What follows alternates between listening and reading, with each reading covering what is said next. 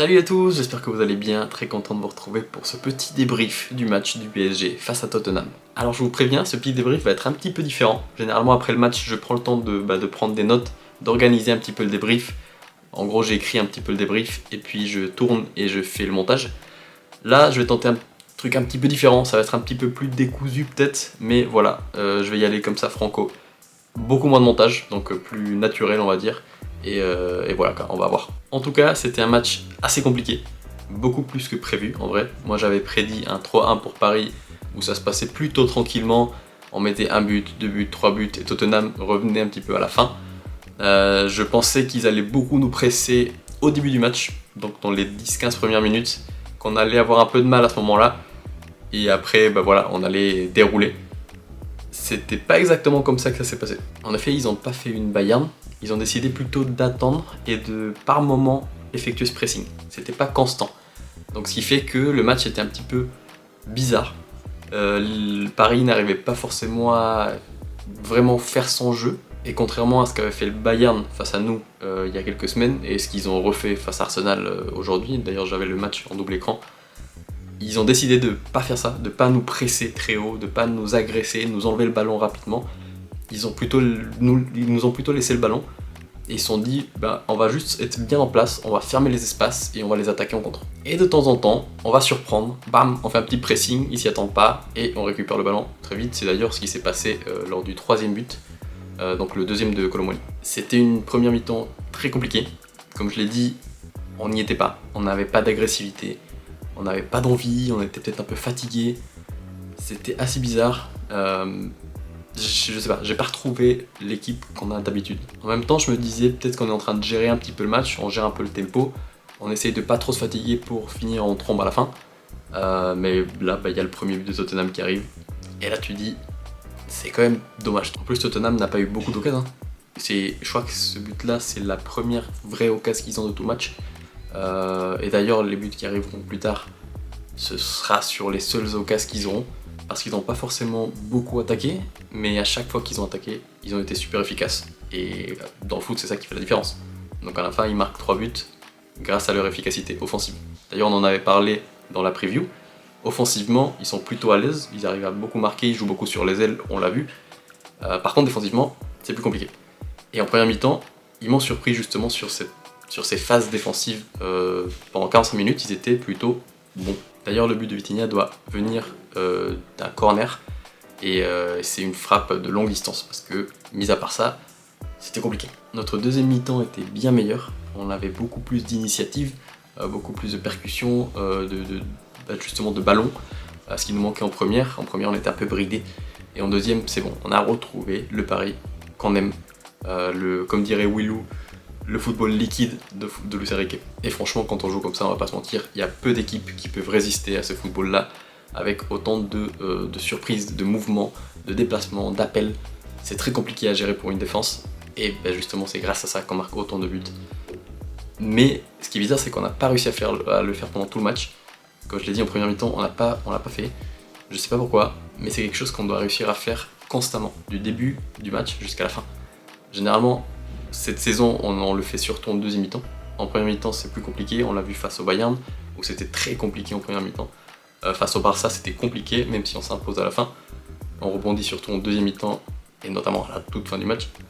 Mais ça fait 3 gros matchs qu'on fait, 3 premières mi-temps assez compliquées. Bon, si je devais faire des petits tops et flops, je mettrais évidemment dans les tops les 3 milieux de terrain.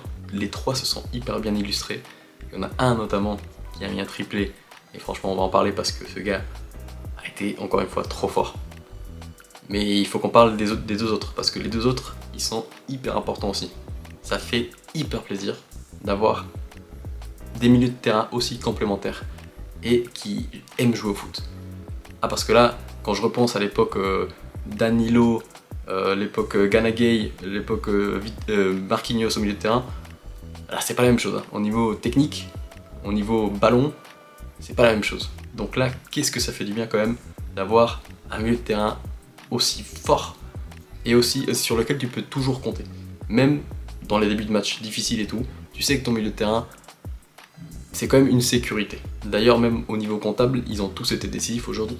Vitinha nous met ce triplé magnifique En plus, le premier but, oh, le pétard qu'il met, incroyable son but, incroyable. J'y croyais même pas quand je l'ai vu, j'étais en mode mais comment c'est possible? Parce que le ballon venait de la gauche, il frappe du droit, transversale rentrante, avec une puissance phénoménale, c'était tout simplement magnifique, le but était magnifique. Le deuxième, pied gauche, enroulé, magnifique encore une fois, et le troisième sur penalty, donc voilà, 3 buts totalement différents pour un milieu de terrain hyper versatile. Ruiz qui a été peut-être un tout petit peu plus discret, mais qui a été très important aussi en tant que relayeur, il a été très important, il a été peut-être un peu moins en vue, mais il marque quand même son but sur une magnifique passe de João Neves d'ailleurs. La passe qu'il fait, comme sa petite talonnade sans regarder, il a surpris un peu tout le monde. Heureusement heureusement qu'ils se connaissent et qu'ils savent où ils sont positionnés à l'avance. Et c'est ça aussi la force de ce PSG là, c'est qu'ils savent comment ils jouent, ils savent où ils se positionnent. Et voilà quoi, ça nous donne des séquences comme celle-ci. Et ce but est l'exemple parfait de connaître ses coéquipiers. Donc voilà, les 3 milieux de terrain, 3 énormes tops, tout simplement.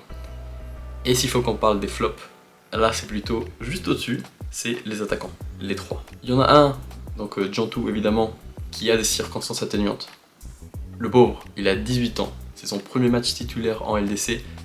Je sais même pas pourquoi il est lancé comme ça dans le grand bain par Luis Enrique, je ne comprends pas trop cette décision pour être honnête. Il a évidemment fait un mauvais match, alors je vais pas dire que c'était prévisible, parce que Luis Enrique généralement, quand il nous surprend comme ça sur la compo, c'est parce qu'il y a quelque chose vraiment qui va se passer. On l'a vu avec Mayulu face au Barça, et Mbaye je crois qui était là face au Barça, ils avaient plutôt bien joué. Là c'était quand même plus compliqué. N'Jantou il est sur une titularisation il me semble en Ligue 1, peut-être 2 max, sinon il fait que des petits bouts de match, et jusqu'à maintenant il nous avait pas non plus montré une sérénité, une technique non plus hors du commun.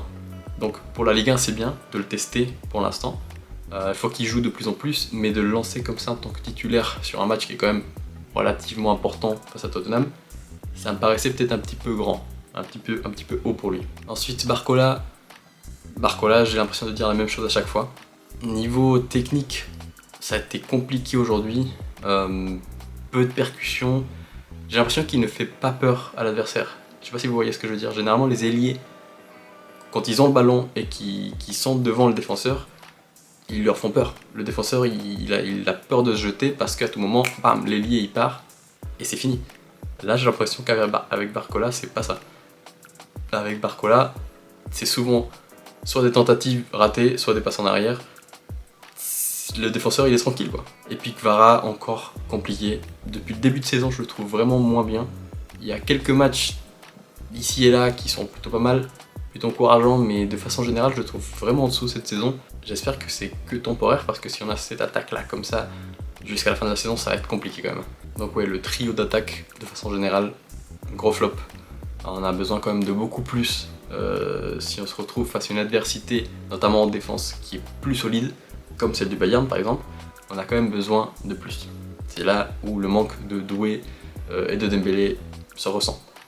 D'ailleurs, en parlant de Dembélé, très bonne nouvelle, il fait son retour aujourd'hui, il ne sort pas blessé, donc ça c'est une très bonne nouvelle, et je pense qu'il jouera ce week-end aussi.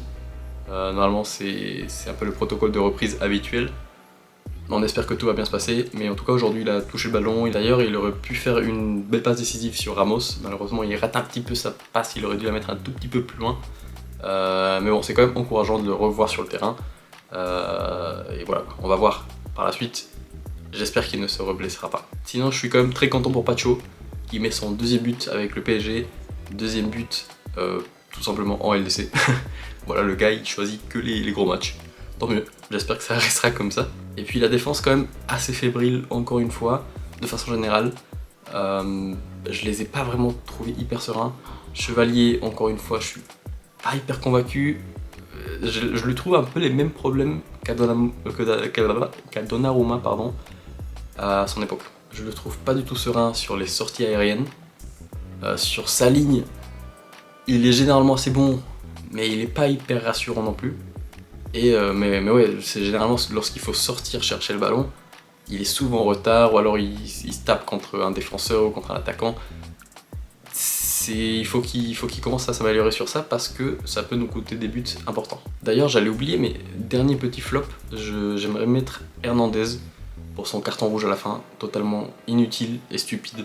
Je sais même pas ce qui lui passait par la tête. Et c'est ça le problème souvent avec Hernandez, c'est qu'il pète un peu les plombs d'un coup, alors qu'il n'y a pas besoin. Il y a des moments où tu te dis, ok, s'il dégoupille, c'est normal, genre ils se sont chauffés, le match fait que, l'ambiance fait que. Là, il n'y a aucune raison. 90e minute, tu mènes 5-3, il n'y a aucune raison pour dégoupiller comme ça. Pourquoi tu mets un coup de coude? Ça ne sert absolument à rien. Tu vas rater de 2 à 3 matchs sûrement. Donc peut-être tu rates toute la phase de ligue qui reste pour ça. Ça me paraît complètement stupide. Et d'ailleurs on en a besoin d'Hernandez parce que Nuno, avec sa fragilité, voilà, des fois il va falloir le gérer. Ou alors s'il se blesse, il va falloir un remplaçant. Et si on n'a pas Hernandez, c'est chiant. Mais bon, sinon, petit bilan, on s'est fait peur, mais ça passe. On a 12 points sur 15 possibles, 12 points en 5 matchs, ce qui est quand même très bien. On a passé déjà nos matchs les plus difficiles, parce que là il nous reste Bilbao, il nous reste Sporting et il nous reste Newcastle. Bon, mis à part Newcastle qui peut être compliqué, les deux autres, normalement ça devrait aller. Donc j'espère au moins voir un 18 points, ce qui nous assurerait normalement le top 8, ce qui est quand même l'objectif. J'y croyais pas trop en début de saison, pour être honnête. Mais là, ça semble vraiment envisageable. Donc voilà, j'espère en tout cas que ce petit débrief vous a plu. C'est tout pour moi. Là, il faut que j'aille monter la vidéo pour demain, la preview du GP du Qatar 2025. Donc voilà, je vous laisse. C'est un plaisir. Excellente soirée, excellente semaine. Et puis voilà, à bientôt. Ciao.